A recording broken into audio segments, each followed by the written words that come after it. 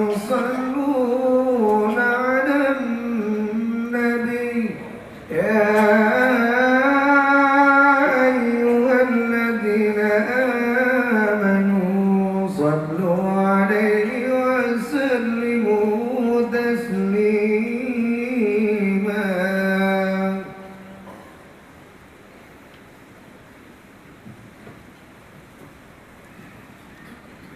Assalamualaikum warahmatullahi wabarakatuh. Bismillahirrahmanirrahim. Innal hamdalillah nahmaduhu wa nasta'inuhu wa nastaghfiruh wa na'udzu billahi min syururi anfusina wa min sayyiati a'malina. من يهده الله فلا مضل له ومن يضلل فلا هادي له وأشهد أن لا إله إلا الله وحده لا شريك له وأشهد أن محمدا عبده ورسوله أرسله بالهدى ودين الحق ليظهره على الدين كله وكفى بالله شهيدا.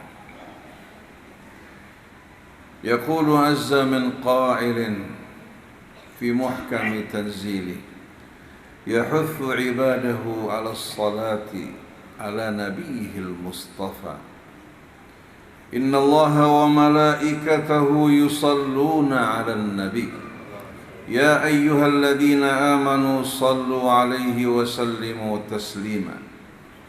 اللهم صل وسلم وبارك على عبدك ورسولك سيدنا ونبينا محمد وآله الطيبين وصحابته الغر الميامين والسائرين على نهجه إلى يوم الدين.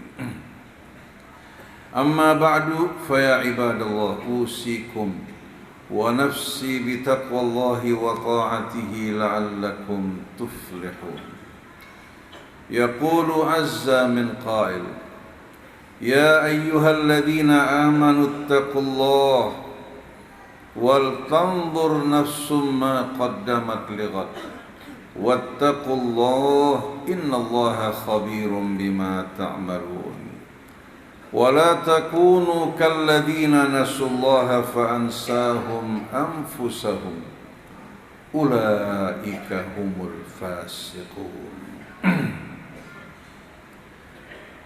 Para hadirin jamaah Jumat Masjid Al-Ma'mur yang dirahmati Allah. Hari ini kita berada pada hari ke-21 dari bulan Ramadan yang penuh dengan rahmah, keberkahan dan juga ampunan dari Allah Subhanahu wa taala dan janji kebebasan dari api neraka bagi mereka-mereka yang menjalankan ibadah siam dengan penuh ketulusan sebagaimana adab yang diajarkan oleh Nabi kita Muhammad sallallahu alaihi wasallam. Ketika Allah mewajibkan kita semua untuk menjalankan ibadah siam, Allah menggunakan uslub yang menjanjikan, yang menawarkan dan juga merupakan kabar gembira. Allah tidak mengatakan sumu, tapi Allah Subhanahu wa taala ungkapkan dalam ungkapan yang amat indah, ya ayyuhalladzina amanu kutiba alaikumus shiyam kama kutiba alal ladzina min qablikum la'allakum tattaqun. Kalau para jamaah membuka Al-Quran lalu memperhatikan setiap kata, baik itu kutiba dalam bentuk pasif atau kataba atau dalam bentuk perintah, menunjukkan kepada rahmat Allah yang tak terhingga. Kataba ala nafsihi rahmah. Dalam kata perintahnya, waktub lana fi hadhihi dunya hasanah wa fil akhirah. Jadi kutiba alaikumus siyam, siyam kedudukannya sama dengan rahmat yang Allah sebutkan dalam banyak ayat. Berarti puasa itu sendiri, hadirin sekalian, merupakan pembuka pintu rahmat Allah yang tak terhingga. Dan ini bukan hanya diwajibkan atas kita, tapi umat-umat terdahulu juga melakukan hal yang sama dalam rangka mendidik kita untuk mengendalikan diri kita. Allah larang dari mulai terbit fajar hingga terbenamnya matahari untuk mengkonsumsi apa-apa yang Allah halalkan, demi membantu kita untuk mengendalikan jiwa kita, memproklamirkan kemerdekaan kita dari hawa nafsu kita. Apabila orang mengetahui dampak buruk dari apa-apa yang haram dan tidak baik yang masuk ke dalam perut kita, bukan hanya sebatas merusak jasmani kita, kesehatan kita, juga merusak jiwa kita. Di dalam suratul Baqarah Allah Subhanahu wa taala berfirman, "Ya ayyuhan nas, kulu mimma fil ardi halalan thayyiban. Wala tattabi'u khutuwatis syaitan, innahu lakum aduwwum mubin." Wahai umat manusia, makanlah dari apa yang terdapat di bumi ini, dari yang halal dan thayyib. Yang halal artinya yang tidak termasuk dari apa yang diharamkan Allah, baik itu secara dzati seperti hewan-hewan yang diharamkan Allah, atau minuman keras dan yang serupa. Sedangkan kata thayyib, di samping halal, pilih makanan yang sehat, yang thayyib bagi kita. Karena walaupun satu makanan halal, tidak tentu setiap orang itu dapat cocok dengan dirinya. Ada sebahagian makanan bagi sebagian orang tidak cocok, bisa menimbulkan alergi, bisa meningkatkan gangguan gula darahnya atau tensinya dan lain-lain sebagainya. Jadi pilih yang halal juga thayyib. Karena tubuh kita amanat, bukan hanya sekedar untuk menikmati makanan, minuman sesuai hawa nafsu kita, tapi kita sebagai khalifah Allah bertanggung jawab untuk tugas yang lebih besar. Dunia hanya merupakan ladang, sedangkan hari akhirat di sana kita akan memetik dan menuai hasilnya. Wala tattabi'u khutuwatis syaitan, innahu lakum aduwwum mubin. Jangan kalian ikuti langkah-langkah syaitan, karena dia merupakan musuh yang nyata bagi kalian. Apa maksud ayat ini hadirin sekalian? Kita tahu semua bahwa dosa pertama manusia, dosa yang dilakukan kakek kita, ketika dia mengkonsumsi makanan yang diharamkan Allah. Allah Subhanahu wa taala mengingatkan kepada kakek kita dan nenek kita, wala taqraba hadhihi syajarata fatakuna minadh dhalimin. Jangan kalian dekati pohon ini. Bila kalian dekati, kalian akan terjerumus menjadi orang-orang yang zalim. Syaitan membujuk, merayu kakek dan nenek kita. Apa tujuannya? Liyuriyahuma ma wuriya anhuma min sawatihima. Tujuannya untuk menyingkap, membuka di hadapan mereka aurat mereka yang tadinya tertutup. Begitu dia memakan yang diharamkan Allah, pakaian yang menutupi tubuhnya tersingkap, auratnya nampak. Pada saat itu hadirin sekalian, apa yang akan terjadi? Oleh karena itu larangan tentang pohon tersebut sama dengan larangan untuk mendekati perzinaan. Wala taqrabuz zina innahu kana fahishatan wa sa'a sabila. Makanan ini bisa merusak kita, bisa membengkokkan kita, bisa menjerumuskan kita ke dalam perangkap syaitan. Tapi bila kita mengkonsumsi yang halal dan thayyib, insya Allah jiwa kita akan condong pada yang halal dan thayyib, akan menyukai segala kebaikan. Tapi sebaliknya begitu jiwa kita yang berada pada tubuh mengkonsumsi apa-apa yang diharamkan Allah Subhanahu wa taala, walaupun dia berasal dari lingkungan yang baik, bahkan orang-orang yang berilmu, bila dia mengkonsumsi barang yang haram, dia tidak bertobat, maka dengan mudah orang tersebut dikendalikan oleh syaitan. Oleh karena itu banyak ulama yang hafidh Al-Quran menjual ayat-ayat Allah dengan harga yang murah, mendukung kezaliman. bahkan ikut berkolaborasi dengan penguasa menindas rakyat, membuli mereka. Karena apa? Karena makanan yang haram masuk ke dalam mulut mereka. Di samping merusak tubuh mereka, merusak jiwa mereka. Hingga Nabi kita Muhammad sallallahu alaihi wasallam dalam sebuah riwayat beliau mengatakan, "Ma mala abnu Adam wi'an syarrun min batni." Anak Adam tidak mengisi sesuatu yang lebih berbahaya daripada mengisi perutnya. Bila dia tidak menjaga masukan-masukan yang ke dalam tubuhnya, maka dengan mudah orang tersebut terjerumus dalam perangkap syaitan. Sebagaimana kakek dan nenek kita dari tempat yang mulia turun ke bumi, dari berpakaian dan terhormat tanpa susah payah, dia harus kehilangan semua itu, hadirin sekalian. Kejadian di surga sebagai pelajaran agar kakek nenek kita maupun kita semua tidak terpedaya oleh bujuk rayu dan janji syaitan. Lalu Allah jelaskan efek dari makanan yang haram. Innama ya'murukum bis-su'i wal fahsya'i wa an taqulu 'alallahi ma la ta'lamun. Ketahuilah para jamaah sekalian, Allah jelaskan pada ayat ini apa yang dituju oleh syaitan. Sesungguhnya syaitan melalui makanan yang kalian makan dari apa yang diharamkan Allah bertujuan untuk apa? Untuk menjerumuskan kalian ke dalam perbuatan-perbuatan yang keji. Perbuatan buruk, perbuatan keji, dan mendorong kalian untuk berdusta atas nama Allah Subhanahu wa ta'ala. Yang tadinya hidupnya lurus, yang tadinya bersih, yang tadinya baik-baik, syahwatnya terkendali, tahu-tahu begitu dia mengkonsumsi yang haram, mulai dia mencintai perbuatan-perbuatan yang buruk.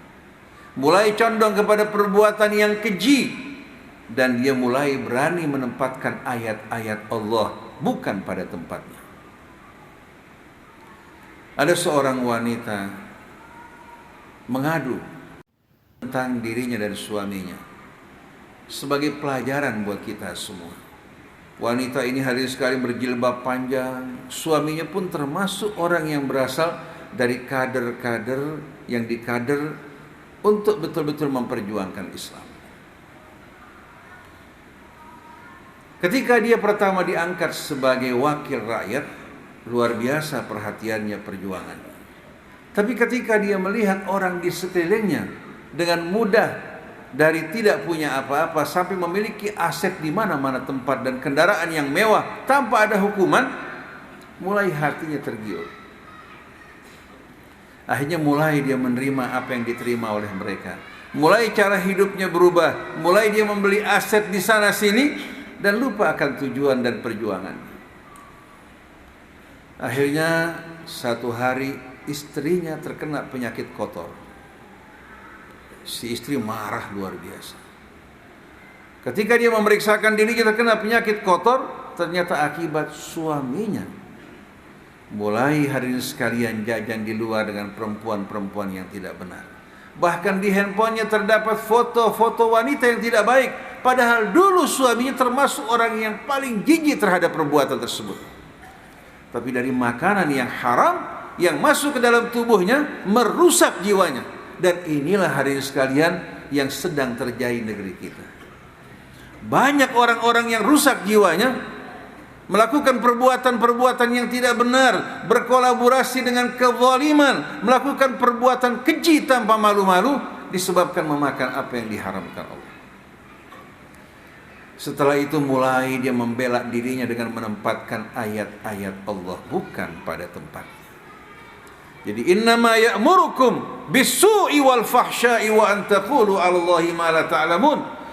Sesungguhnya dia memerintahkan kalian untuk berbuat yang buruk, segala keburukan, berbuat yang keji dan juga berbicara atas nama Allah tanpa dasar ilmu. Wa idza qila lahum ittabi'u ma anzalallah qalu bal nattabi'u ma alfayna 'alaihi aba'ana awalau kana aba'uhum la yaqiluna syai'an wa la yahtadun. Kalau mereka diajak kembali pada kitab Allah, mereka mengatakan bahwa kami hanya akan mengikuti apa yang kami dapatkan dari leluhur kami, orang-orang tua kami. Lalu Allah bertanya, apakah mereka akan tetap di belakang mereka walaupun orang-orang tua mereka tidak berakal dan tidak berjalan di atas petunjuk Allah? Lalu setelah itu Allah gambarkan manusia seperti ini. Wa mathalul ladzina kafaru kamathalil ladzi yan'iqu bima la yasma'u illa du'aan wa nida'. Orang-orang semacam ini yang tadinya berakal sempurna, berilmu, ternyata mirip dengan hewan-hewan gembala yang digiring oleh penggembala dengan suara tertentu tanpa harus mengajak mereka berdialog, berfikir atau mengetahui apa yang mereka perbuat, digiring menuju ladang-ladang gembala. Manusia merdeka yang berakal sempurna, padahal mereka memiliki akal, padahal mereka didatangi oleh Rasul, menerima kitab dari Allah, tapi mereka sama sekali tidak menghargainya dan mengingkarinya. Oleh karena itu makanan yang haram betul-betul dapat merusak jiwa kita. Oleh karena itu jaga kita, keluarga kita dari apa-apa yang diharamkan Allah. Insya Allah dengan mudah kita dan keluarga kita berjalan di jalan Allah. Sebagai penutup dari khutbah ini, Allah berfirman dalam suratul Maidah, "Qul la yastawil khabithu wat thayyib walau a'jabaka kathratul khabith fattaqullaha ya ulil albabi la'allakum tuflihun." Katakan, tidak sama yang thayyib walaupun sedikit, walaupun apa yang kita terima dari pendapatan kita hanya sedikit, tidak sama dengan yang khabith, yang busuk, dari hasil korupsi, dari hasil kolaborasi terhadap kebatilan. Tidak akan sama. Walaupun mereka banyak, yang banyak tersebut akan mempercepat kehancuran diri. Sedangkan yang thayyib akan diberkahi oleh Allah. Maka fattaqullah ya ulil albabi la'allakum tuflihun. Bertakwalah kepada Allah wahai orang-orang yang berakal agar kalian sukses. Jangan tertipu dengan mereka yang melunjak langsung tinggi, yang tadinya tinggal di emperan, kontrak di rumah-rumah yang sempit, sekejap menjadi orang-orang yang terkemuka. Hanya beberapa saat, dan mereka akan hancur dalam kehidupan dunia sebelum kembali menuju hari akhir. Betapa indahnya seorang mukmin yang dididik oleh Allah Subhanahu wa taala melalui ibadah salatnya, melalui ibadah siyamnya untuk menjadi orang yang bertakwa, memiliki kendali diri. Bukan orang yang dikendalikan oleh gaya hidupnya, tapi orang yang memilih gaya hidup yang sesuai dengan tujuan hidupnya menuju Allah Subhanahu wa ta'ala. Dalam riwayat yang lain, Al-Maidatu Baitud Da', perut kita ini merupakan sarang penyakit bagi fisik kita maupun bagi jiwa kita. Wal himyatu ra'sud dawa, menjaga diri kita dari makan-makan yang tidak baik itu merupakan pangkal penyembuhan bagi kita semuanya. Mudah-mudahan para jamaah sekalian, walaupun negeri kita sedang diterpa oleh badai cobaan, kesulitan ekonomi yang dihadapi oleh masyarakat, tetap mereka istiqamah, tidak mendekati yang diharamkan Allah, dan jangan berdekatan berkolaborasi dengan para pejabat yang zalim. Jangan datang ke rumah mereka, jangan bekerja sama dengan mereka kecuali untuk memberikan peringatan nasihat pada mereka. Duduk bersama mereka membuat kita tidak lagi mensyukuri nikmat Allah, membuat kita akan diajak untuk bekerja sama dalam kezaliman mereka. Ini merupakan amar ma'ruf yang paling lemah. Sedangkan yang seharusnya kita lakukan, kita memberikan peringatan kepada umat. Siapa yang ingin menjadi orang soleh, kumpullah bersama orang-orang yang soleh. Bukan melihat pakaian dan jubahnya, melihat akhlak dan kepribadiannya. Pilihlah dia sebagai teman, berjalan menuju Allah. Allah akan berkahi hidup kita dalam kehidupan dunia maupun dalam kehidupan akhir nanti. Amin ya rabbal alamin. Barakallahu li wa lakum fil Qur'anil azim wa nafa'ani bima fihi minal ayati wadh-dhikril hakim wa taqabbala minni wa minkum tilawatahu innahu huwas samiul alim wastaghfiruh wa tubu ilaihi innahu huwat tawwabur rahim. Beristighfar dalam kesempatan ini merupakan saat yang paling indah para jemaah sekalian. Allahumma salli ala sayyidina Muhammad wa ala ali sayyidina Muhammad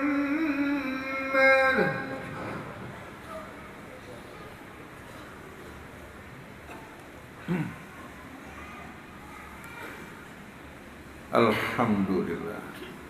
Alhamdulillah lakal hamdu ya Rabbana ala ma awlaita min ni'am zahiriha wa batiniha.